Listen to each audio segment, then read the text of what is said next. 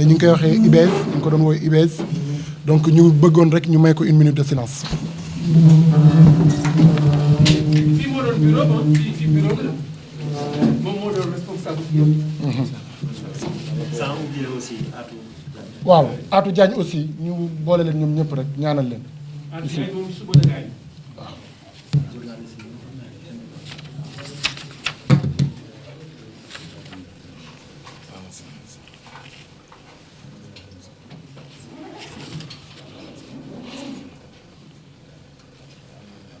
di ñaanal way dawlu yi itam ñëpp rek ñu wàcc ci Covid bi ak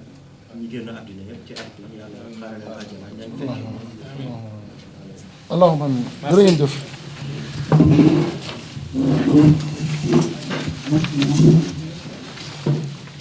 waaw ginnaaw ci loolu nag ñu dugg un peu ci lu ñu fi tax a dajaloo tey ñun ñëpp di wax ni tey collectif Ñoo Lank dafa woote li nga xamante ne mooy conférence de presse pour aussi également wax ci benn cas boo xamante ne waxuma collectif Ñoo Lank rek waaye préoccupé na képp koo xamante ne ak yelleef doomu aadama daf la soxal précisément le cas de notre camarade de notre ami s'il vous plaît les portables ñu def ko silencieux ah le cas de notre camarade de notre ami de notre koo xamante ni ci ñun la bokk ñu koy wax Boubacar Seye nekk njiital Horizon Sans Frontières ñu jàpp ko depuis vendredi ba la ñu génn te ba léegi mi ngi ci loxol yoon moo waraloon tey ñu am initiative woote ndaje bi pour statuer ci cas bi nga xamante ne ci situation bi nga xamante ne moom la nekk donc programme bi nii lay tëddee man maay modérateur conférence de presse bi je me nomme Pape Abdoulaye Touré je suis le co-coordonnateur du collectif Ñoo Lank je vais passer la parole pour la version française à notre camarade Dame Mbodj membre de Ñoo Lank mais aussi également njiital Cusems authentique donc moom dañ koy jox kàddu gi léegi mooy def version française bi buñ ci jógee ñu jox kàddu gi ki nga xamante ne mooy l'autre co-coordonnateur du collectif Ñoo Lank ñu koy wax Mourtala Seck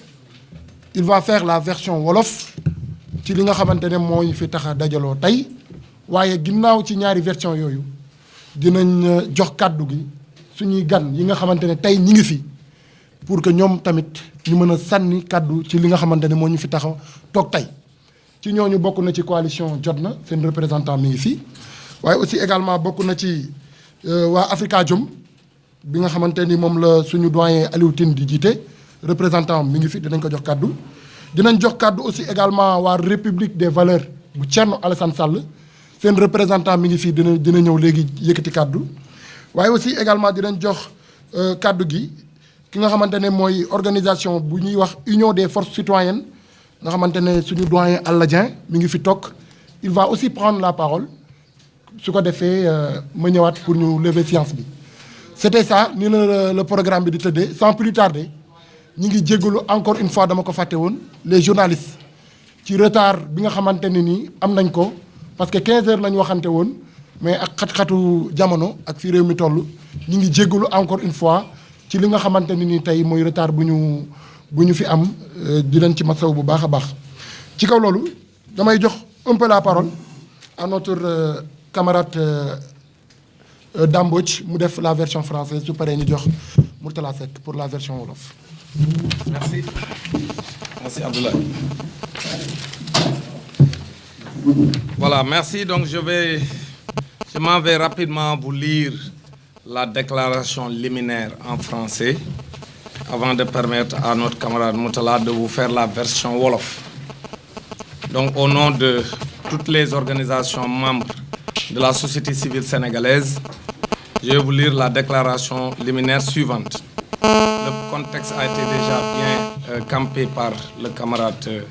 co-coordonnateur de Ñoo Lank. Ñoo Lank a tenu à organiser cette conférence de presse pour exiger la libération de M. Boubacar Seye et dénoncer les dispositions liberticides qui permettent d'emprisonner si facilement un acteur de la société civile engagé dans la défense d'une question nationale que constitue la migration. Nous n'avons pas besoin de souvenirs pour nous rappeler que plus de 580 personnes viennent de périr en mer en 2020, plus que les victimes de la Covid-19. Cette tragédie suffit amplement pour interpeller le gouvernement du Sénégal sur l'efficacité des fonds qu'il reçoit de l'Union européenne. Oui, il faut le dire à haute et intelligible voix. Et comme Boubacar l'a dit, avec le Premier ministre français Édouard Philippe, qui a fait mieux d'ailleurs en disant que le Sénégal a reçu 1310 milliards entre 2007 et 2020, soit 93 milliards par an pendant 13 ans. Boubacar se demande où sont ces 118 milliards issus de ce montant. Nous considérons que cette situation est à dénoncer avec la dernière énergie. C'est dans ce cadre-là que toute la société civile sénégalaise s'est parlé et a décidé de joindre leurs forces pour qu'ensemble, qu'on puisse former une force de résistance pour ne pas permettre au président de la République Macky Sall de museler la société civile, de museler les Sénégalais, de museler toutes les voix discordantes pour l'intérêt national. Son emprisonnement pose la question du dispositif attentatoire à la liberté des chercheurs, des acteurs de la société civile et des citoyens qui se posent des questions. Des citoyens qui expriment tout simplement des doutes, pointent des anomalies graves ou exigent transparence et réduction des comptes. Si l'État du Sénégal était cohérent et juste, il aurait démontré en un rapport que Boubacar a tort en publiant les dépenses et destinations des fonds de l'Union européenne. Ce n'est toujours pas le cas. Donc il s'agit tout simplement de le museler. Et c'est ce que nous n'accepterons pas. Nous exigeons que le gouvernement nous édifie sur l'utilisation de ces ressources publiques et que toute la lumière soit faite sur la question au lieu d'entrer dans une sorte de diversion et de tentative de museler les responsables de ce pays. Et ça, aucune organisation de la société civile sénégalaise ne va l'accepter. Nous demandons aussi à l'Union européenne de lever de la voix pour la libération immédiate de M. Boubacar Seye. Elle qui dépense des fonds pour lutter contre l'immigration clandestine, qui finance des projets pour la transparence de l'utilisation des ressources publiques et le respect de l'état de droit. Ce n'est pas acceptable que l'Union européenne garde encore le silence, car le cas Boubacar Seye nous interpelle tous. Non-Langue se joint aux membres de la société civile et acteurs politiques ici présents pour d'abord exiger devant tous les Sénégalais que qu'on reprenne le combat, pour exiger dans les meilleurs délais la libération de M. Boubacar Seye. Nous proposons d'ailleurs que les acteurs de la société civile et des partis politiques se rencontrent la semaine prochaine pour coordonner les moyens à déclencher en concert avec ses avocats. Mais en outre, Non-Langue va coordonner un plan d'action avec toutes les organisations de la société civile pour faire face au régime dictatorial du président Macky Sall. C'est dans ce cadre-là que nous allons donner donc la parole à notre camarade Moutala pour la version Wolof, pour dire que nous exigeons dans les meilleurs délais la libération de M. Boubacar Seye, sinon nous allons engager la confrontation avec le régime dictatorial du président Macky Sall. Je vous remercie.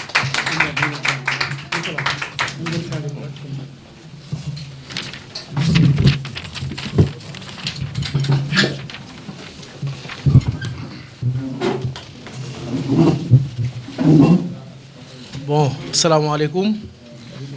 ñu ngi nuyu rajo ak télé yi nga xamante ni ñoo ci biim réew ak ci biti réew yi nga xamante ni ñoom ñoo teew fii ci conférence de presse bii nga xamante ni waa collectif ñoo lànk ñoom ñoo ko organisé. li waral conférence de presse bii tey ci bisub àjjuma ji mooy dafa am ku ñu jàpp koo xamante ni mi ngi tudd Boubacar Seye nekk fii di ab sénégalais ñu daal di koy tëj ci lu dul yoon. ci kaw loolu ñoo lànk daal di ne nañ ko libérer dans les plus brefs délais nañu ko bàyyi ndax am nañu def lu raw li mu def te tëjuñu leen dañ leen a bàyyi ci mbedd mi. ndax moom deful lu dul wax ni Union européenne fonds yi nga xamante ni ñu ngi koy jox gouvernement bu Sénégal ngir mbëkk mi ñu réglé ko diggante 2007 ba 2020 loolu la bëgg ñu indi ci ay leeral ñu jàpp ko ci tëj ko jarul nag fàttaliku ndax diggante ay at yu néew du mat juróomi téeméeri nit ak juróom-ñaar fukki nit dee nañ ci mbëkk mii nga xamante ni moom mooy ñiy jël gaal di dem bitim réew mu ëpp lool lim bi nga xamante ni ñu ngi koy compter ci coronavirus. lii nag nga xamante ni am na ñu jàpp ko jàpp boo xamante ni jàpp bu dul yoon la ñoo lànk mi ngi bàyyiloo xel askan wi di bàyyiloo xel société civile bi di bàyyiloo xel chercheurs yi nga xam ne ñoo nekk Sénégal kenn nekkatul en sécurité ndax kat. li nga xamante ni yoon may na la ko muy sa droit mën ngaa génn wax ko ñu jël la kidnappé la tëj la comme ni ñu tëjee Boubacar Seye mii te loolu ku ne war na cee bàyyi xel. lii nga xamante ni nag moo ji tëj bu dul yoon ñoo lànk kat dafa jàpp ni lan moo tax ñu tëj Boubacar Seye ndax kat dafa wax ni Union européenne jox na 1310 milliards état bu Sénégal ci diggante 2007 ak 2020 soit 93 milliards. at bu jot ñu koy jox état bu Sénégal loolu la laaj fan la ko état bu Sénégal jaarale te kat dañoo gis ni premier ministre France moom moo gën a wax loolu sax ki ñu wax Édouard Philippe moom moo njëkk a wax ni waa Sénégal Union européenne mi ngi leen di jox fonds yooyu te fonds yooyu nit tegul bët fu ñu koy dugal kon nag sagam ab tubaab moo ko wax te dara fekk ko ci sénégalais bii nga xamante ni société civile la bokk moom da ko wax ñu jaay ko doole tëj ko tëj boo xamante ni tëju yaama neex la. di dellu si nag di wax ni ñoo lànk mi ngi demandé et mi ngi exiger ñu libérer kooku nga xamante ni moo di Boubacar Seye ci kaw loolu ñi ngi wax ni nag Union européenne mu prononcé wu kat ci question bi parce que Union européenne lu jiin njaaga mooy njaag parce que Union européenne moom moo jël dërëm yooyu joxe ko kon nag bu dee dafa am koo xamante ni dafa am ay preuves yu tangible wax ko premier ministre bu France wax ko ñu jàpp ko ci tëj ko kon day yoon Union européenne bi nga xamante ni moom moo waral cëslaay loolu moom moo waral loolu lépp génn indi ci ay leeral loolu dañ koy exiger pour Union européenne def ko ndax bu ko deful rek moom complice la ak état bu Sénégal ci kaw loolu ñoo lànk nag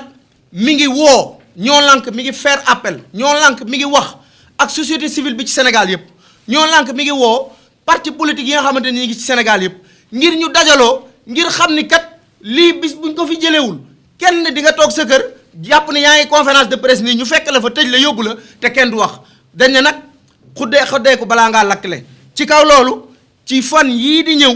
ñoo lànk dina dajaloo ak parti politique yi ak société civile yi ci Sénégal yëpp sans exception parce que lii kat yëfu ñëpp la ngir indi ay plan d'action yoo xamante ni day ànd ak xel mi mooy lan dañuy woo avocat yi nga xamante ni ñoom la seen xel màcc ci yoon te wax ni jàpp bii ñu ko jàpp du jàpp yoon gis nañ fi kat ñoo xamante ni ñi ngi def loo xamante ni naka sudul loolu la ñu mën cee préciser sax ñu doon def ay faux billets ñu bàyyi leen ñuy dox ci seen soxla kii nag nga xamante ni moom mooy ab sénégalais boo xamante ni dafa def lu dul demandé kon léegi demandé daal erreur la Sénégal boo laajee dañ lay jàpp tëj la loolu nag ñoo lànk bi ngi woo société civile bi di woo parti politique yi ci semaine bii ñu ñëw incha allah dinañ waajal plan d'action boo xamante ni presse nationale presse internationale diaspora ñun ñëpp ñu ngi koy ànd waajal en même temps ak ay avocat kii nga xamante ni mooy Boubacar Seye jërë ngeen jëf